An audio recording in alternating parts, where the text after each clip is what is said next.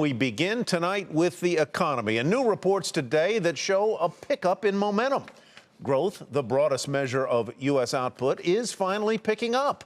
Gross domestic product expanded in the third quarter, ending September 30th, at an annual rate of 3.2%. That's its strongest growth in 2 years, helped by solid consumer spending.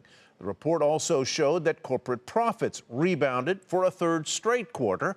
Separately, there was a surge in consumer confidence this month. Closely watched index rose to a 9-year high, and expectations for the next 6 months were the most optimistic since June of last year.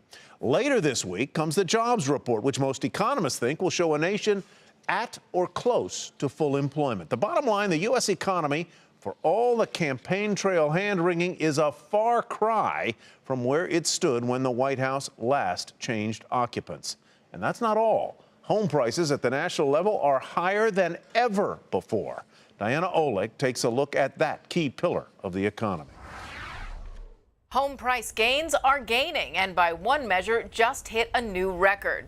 The much-watched S&P CoreLogic Case-Shiller National Home Price Index surpassed its last peak, which was in 2006 at the height of the last housing boom.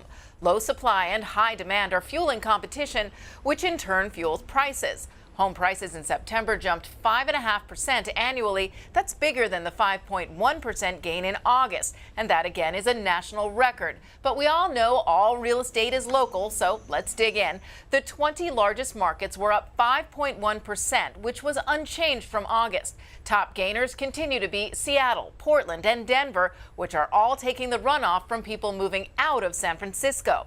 All in all, 7 cities reached new price peaks. Adding to those 3 are Dallas, Boston, Charlotte, San Francisco.